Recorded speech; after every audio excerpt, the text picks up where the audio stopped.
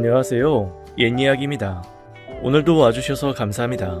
옛이야기 채널은 사연 읽어주는 남녀 채널에서 지금은 삭제되어 들을 수 없는 21년도에 소개해드린 사연 중 베스트 사연만 뽑아 다시 읽어드리는 채널입니다. 구독과 좋아요 부탁드리며 오늘의 사연 바로 시작하겠습니다. 안녕하세요. 저는 일산에 사는 자영업자입니다. 항상 듣기만 하다가 제 얘기도 한번 풀어보고 싶어 사연을 보내요. 저는 직장에서 동료의 소개로 만난 아내에게 첫눈에 반했어요. 30도 안 되어 결혼을 하고 우리는 신혼살림을 차리게 되었습니다. 저는 성격이 좀 차갑고 냉정한 편인데 아내는 정반대였어요. 집 잃은 강아지, 고양이, 하다못해 나무에서 떨어진 이름 모를 새까지 집에 데려와 보살펴줄 정도였습니다. 그래도 말 못하는 동물은 참을만 했어요. 아내는 길에서 울고 있는 어린애 하나 그냥 지나치는 법이 없었습니다. 신혼 때 퇴근해 오면 모르는 애가 우리 집에서 밥을 먹고 있을 정도였어요. 저는 아내의 다정하고 착한 성격에 반했지만 하도 자주 그러니 한편으론 걱정도 됐습니다. 그렇게 아무한테나 잘해주면 어떡해. 제발 집에 모르는 사람 좀 들이지 마. 하물며 애들이라도 검은 머리 짐승은 거두는 거 아니라는 말 몰라? 잘못하다가 봉변이라도 당하면 어쩌려고 그래. 무슨 봉변을 당한다고 그래요. 그럼 딱한 애를 못 본 척해요? 다 각자 사정이 있는 거고 당신 아니어도 도와줄 사람 많아.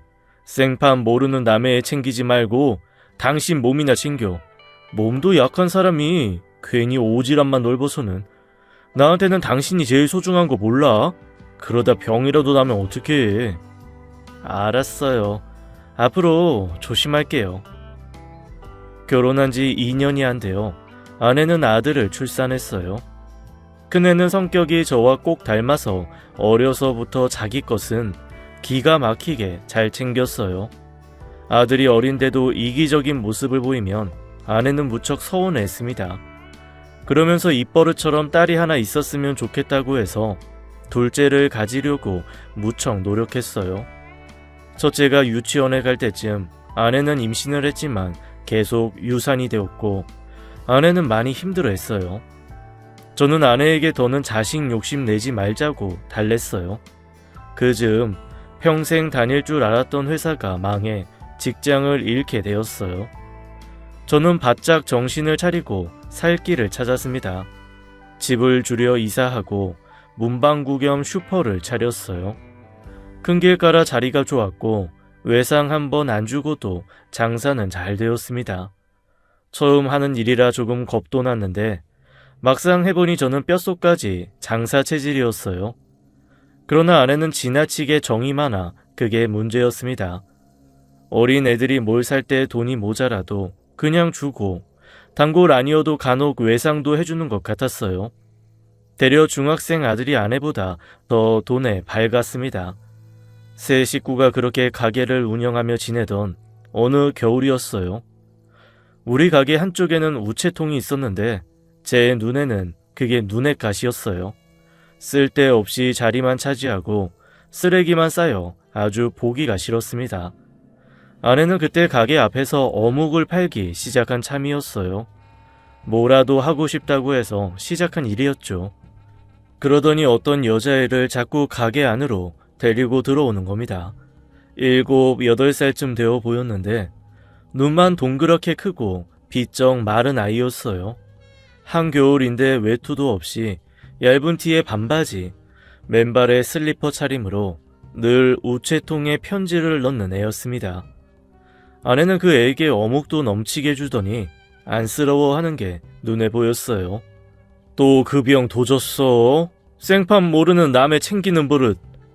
여보, 지금까지 애가 붙인 편지에 우표가 하나도 없었던 거 알아요? 뭐? 아프신 할머니랑 저 꼭대기 집에 사는데 엄마가 먼 데서 식당일 한다나 봐요. 그 엄마한테 보내는 편지에 글쎄 우표를 붙여야 하는 것도 몰랐다는 거야. 지금까지 50통은 되었을 텐데 내가 다 속이 상해요. 저도 조금 놀랐습니다. 학교도 안 다니고 거의 방치되어 산다는 거였어요. 보기에는 7살쯤으로 보이는 것도 못 먹어서 발육이 느린 건지 나이가 벌써 10살이더군요. 아내는 그 사연을 알고 더 아이에게 마음이 가는 눈치였어요. 그래서 또 다 퍼주려고? 불쌍해서? 아예 데려다 살지 그래. 무슨 말을 그렇게 해요. 어린애가 안 됐으니까 그렇지. 우리는 형편이 괜찮으니까 가진 거 나누면 좋잖아요. 옆에서 듣고 있던 아들이 한마디 하더군요.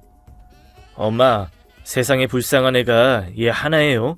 돕고 싶으면 차라리 불우이웃 성금을 내요. 괜히 집에 데려오지 말고. 그리고 우리 형편이 괜찮긴 뭐가요.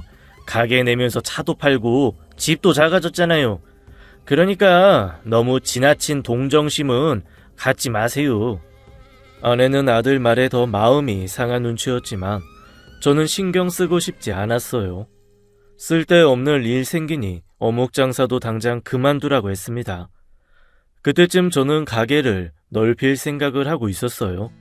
슈퍼보다는 문방구 물건이 더 잘 팔려 대형 문구점을 열 생각이었거든요. 그때 생각지도 못한 일이 벌어졌습니다. 학교 잘 다니는 줄 알았던 아들이 패싸움에 휘말렸는데 피해자가 아닌 가해자 쪽이라는 거였어요. 그 일로 저와 아내는 경찰서며 학교에 불려 다녀야 했어요. 그 과정에서 아들이 온갖 나쁜 짓을 하고 다녔다는 걸 알게 되었죠. 간혹 가게 매상이 비었던 것도 아내가 외상을 주거나 물건 값을 깎아줘서 그런 게 아니라 아들이 돈을 빼돌린 거였어요. 착한 아내는 크게 상심했고 저도 마찬가지였습니다. 그러나 아들 녀석은 크게 반성하는 기색도 아니었어요. 한다는 말이 기가 막혔습니다. 아들이 돈 뺏기고 맞고 다니면 속이 시원하시겠어요? 약해 빠진 모습 보이면 강한 애들한테 당하긴 하죠. 그렇다고 제가 공부를 소홀히 해요? 아니잖아요. 그러니까 더 뭐라고 하지 마세요. 학교에서도 선생님들한테 시달리는 거 짜증난다고요. 어린 녀석이 어떻게 저런 생각을 할 수 있는지 황당했습니다. 그렇지만 전 속상하긴 해도 이번 일을 한 번의 해프닝으로 여겼어요. 아들도 더는 말썽 부리지 않겠다 약속했고요. 아내는 충격의 병이나 며칠을 알아 누웠지만 크게 신경을 써주지 못했어요. 대형 문구점을 여는 일에 매달려 새벽에 나가 밤늦게 돌아오는 날이 이어졌죠. 그러던 어느 날 아내가 퇴근하고 돌아온 제 앞에서 대성통곡을 하는 겁니다. 마음이 시려 못 살겠다는 거였어요. 아들은 그 일 이후 집에 와도 방문만 쾅 닫고 들어가고 저는 얼굴 보기도 힘들고 어디에 마음을 붙이고 살아야 할지 모른다는 거였어요. 그러면서 우표도 없는 편지를 붙이던 여자아이 이야기를 꺼냈어요. 그 사이 할머니가 돌아가시고 혼자가 되었다며 엄마와는 연락이 닿지 않아 꼭대기 집에서 혼자 사는 애가 너무 가엾다면서 우리 집에 데려와 키우고 싶다는 거였습니다.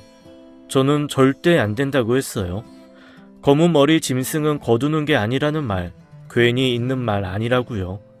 지금 당장은 안쓰럽고 불쌍한 마음이 들어도 나중에 이 일로 무슨 화를 입을지 모른다고요. 당신 하나밖에 없는 아들 생각은 안 해?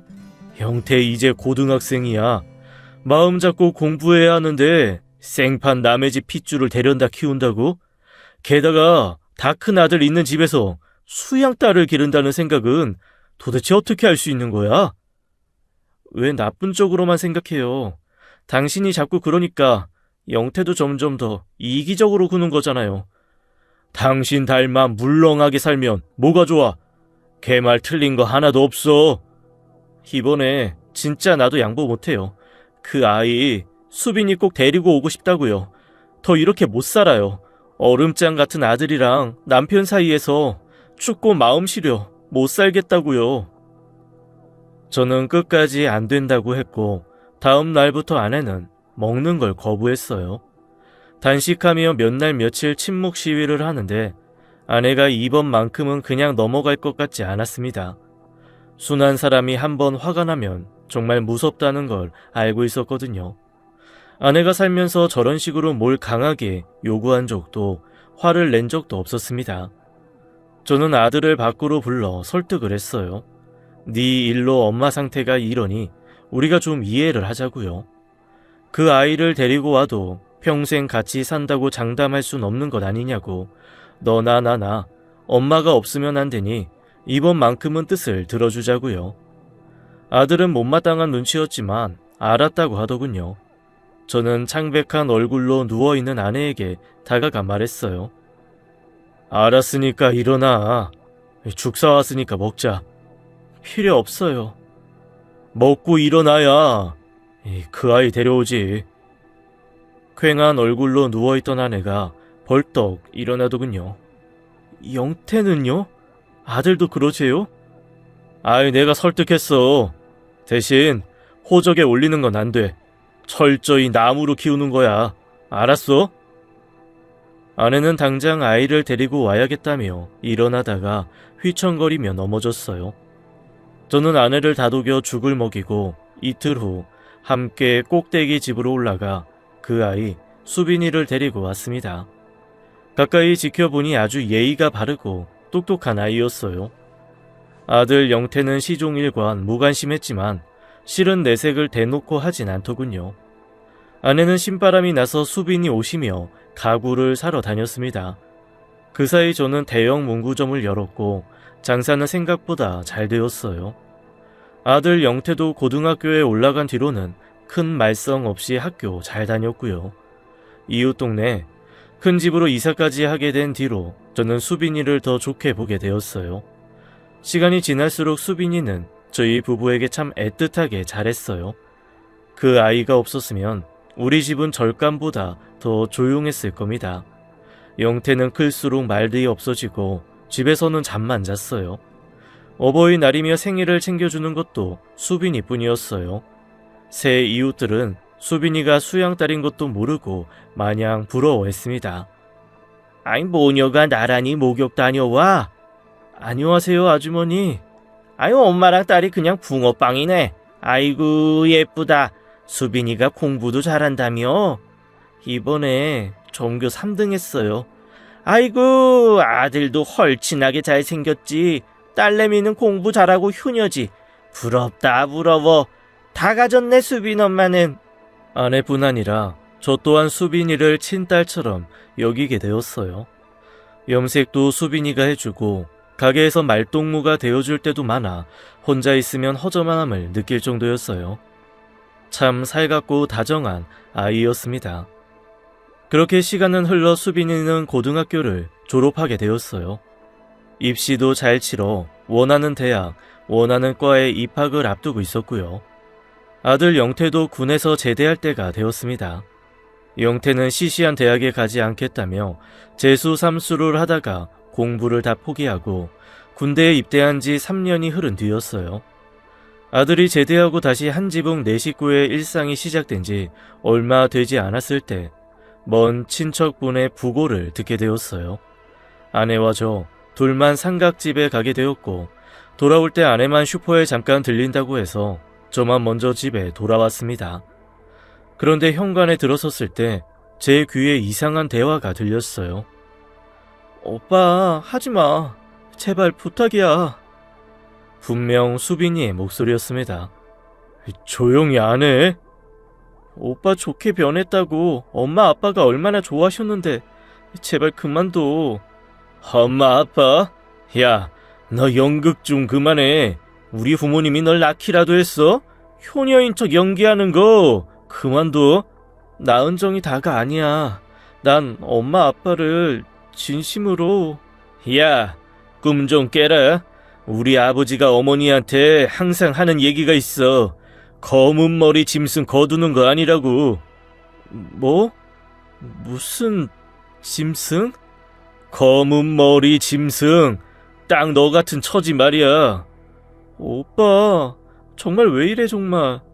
너 내 말 안 들을 거야? 내가 엄마 아빠한테 확 다 까발릴까? 우리 사이에 있었던 일? 가만히 있으라고, 어? 두 아이는 한 공간에 있는 게 분명했어요. 불미스러운 일이 벌어지고 있는 것 같았습니다. 충격으로 머리가 핑핑 돌고 쓰러질 것 같은 그때 아내가 대문을 열고 들어오는 소리가 들렸어요. 저는 황급히 나가 아내를 다시 대문 쪽으로 이끌었어요. 그냥 그렇게 몸이 움직였습니다. 아내는 저한테 왜 그러냐고, 애들 둘 다 집에 있냐고 물었어요. 저는 아닌 것 같다고 하면서 아내를 밖으로 이끌었어요. 가게에 급한 일이 생겼는데 꼭 같이 가야 한다고요. 아내는 황당히 하면서도 저를 따라왔습니다. 이런저런 구실로 아내를 붙잡아 두었고 집에 들어간 게 자정이 넘는 시간이었어요. 아내는 1층의 수빈이 방과 2층의 영태 방을 차례로 들여다보고는 애들 둘 다 잔다면서 씻으러 가더군요. 저는 혼자 남게 된 그때가 되어서야 무슨 짓을 한 건지 정신이 들었어요. 손발이 덜덜 떨리고 심장이 튀어나올 것 같았어요. 집에 왔을 때 들었던 둘의 대화 내용은 더 생각하고 싶지도 않았어요. 만약 제가 아닌 아내가 그 대화를 들었다면 어떻게 되었을까 생각하니 등 허리에 식은 땀이 흘렀습니다. 아마 아내는 충격을 받아 쓰러졌겠지요. 검은 머리 짐승은 거두는 게 아니라는 말이 다시 머리에 떠올랐어요. 이 상황이 너무 싫었고 아들 녀석도 꼴보기가 싫었습니다. 그러나 더 힘들었던 건 수빈이의 얼굴을 볼 면목이, 아니 볼 양심이 없었다는 거였어요. 뜬금없이 그 아이가 집을 나가줬으면 하는 생각이 들었습니다. 친모가 내일 아침에라도 나타나 딸을 데려가 줬으면 했어요. 생전 연락 한 번 없던 수빈이 친모까지 떠올리는 제가 싫었지만 어쩔 수 없었어요. 나쁜 일이 터졌다고 생각하니 팔이 안으로 굽었습니다. 이룬 것 없이 나이만 먹은 영태와 아내를 지키고 싶었어요. 설사 올바른 방법이 아니라도 말이죠. 그리고 그 다음날 새벽, 믿기 어려운 일이 벌어졌습니다. 수빈이가 감쪽같이 사라졌어요. 제 물건 다 두고 쪽지 한 장 침대 위에 남겨놓고요. 놀란 아내의 비명소리를 들으며 저는 입을 굳게 다물었습니다. 2층에서 잠든 영태는 제 엄마가 울어도 내려와 보지도 않더군요. 쪽지에는 그동안 키워주셔서 고맙다고, 그 은혜 평생 잊지 않겠다는 내용이 써 있었어요. 경찰에 신고하자며 방방 뛰고 가슴을 치는 아내를 저는 말렸습니다. 뭔가 사정이 있어 그런 게 아니겠냐며 기다려보자고 달랬어요. 아내는 수빈이 친구들에게 전화를 해보고 입학을 앞둔 대학교에도 찾아갔어요.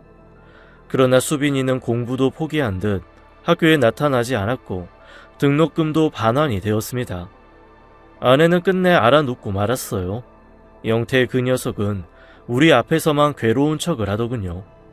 그리고 밤만 되면 머리부터 발끝까지 빼입고 매일 나갔어요. 하나밖에 없는 아들이 어디서 뭐라고 다니는지 아내는 신경 쓸 수도 없었습니다.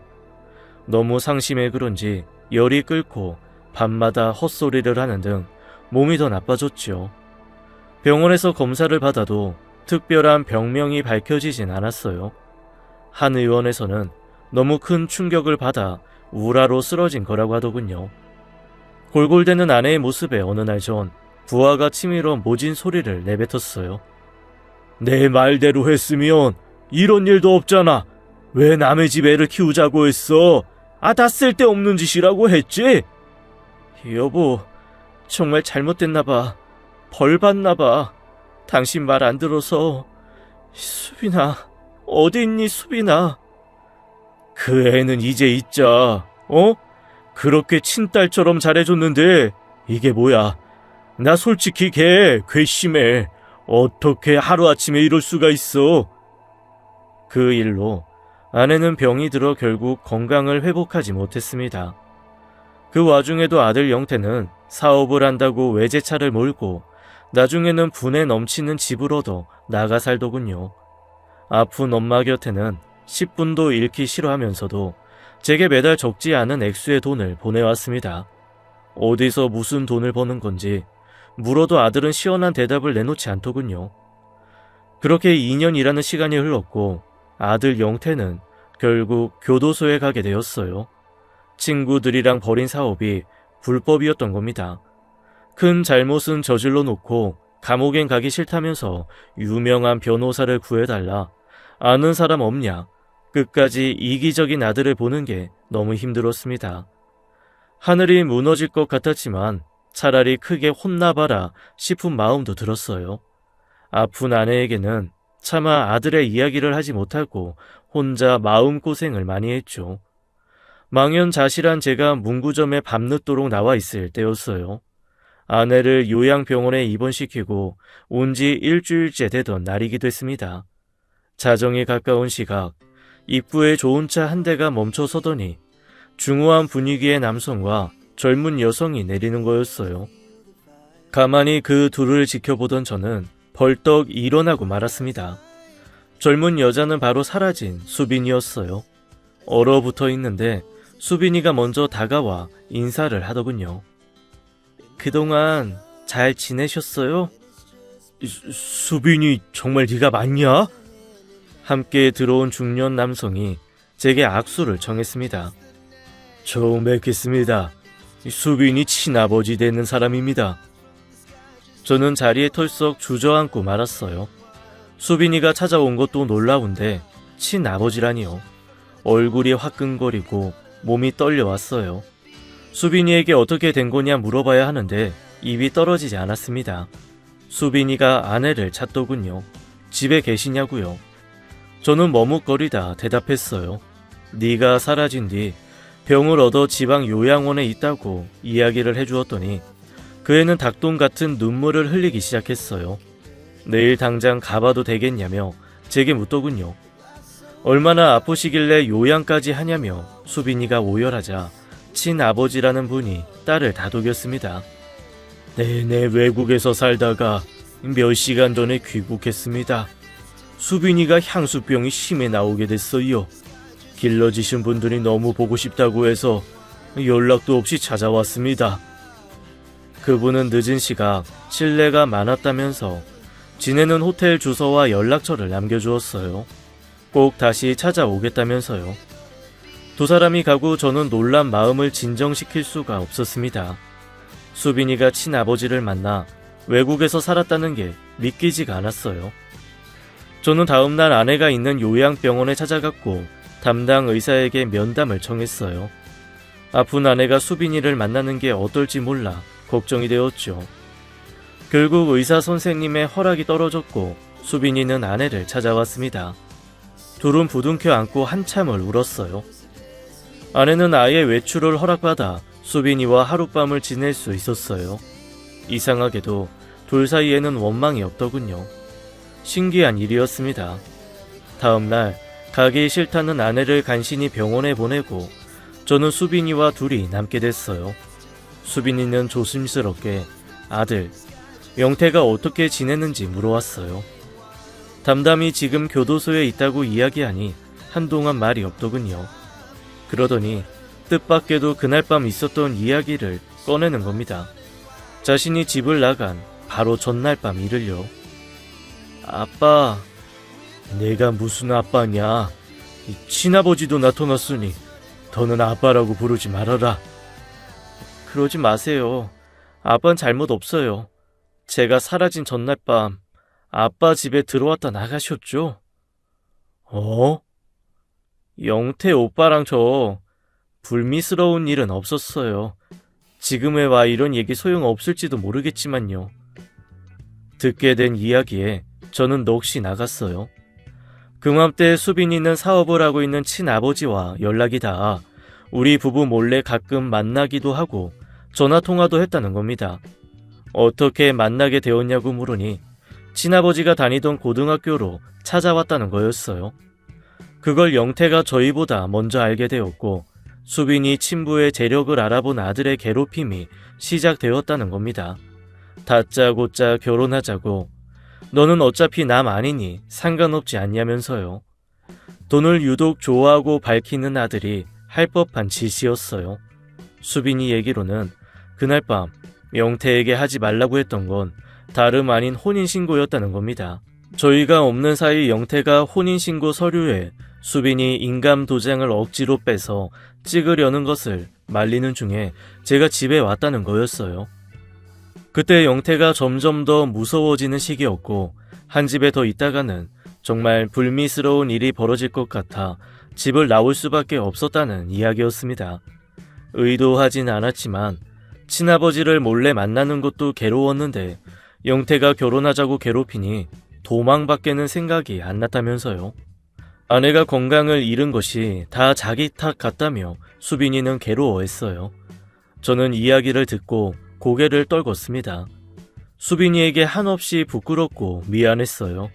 그날 밤 나쁜 일이 없었다는 건 다행이었지만 그 순간 진실을 외면하려 했던 저의 행동은 비겁했습니다. 친자식보다 더 잘했던 수빈이를 그렇게 외면한 뒤 저는 지금껏 가시방석 위에 앉아있는 거나 마찬가지였어요. 아들 영태도 교도소에 가 있고 아내는 병원 신세를 면하지 못하고 뭔가 단단히 잘못되었다는 생각이 들었어요.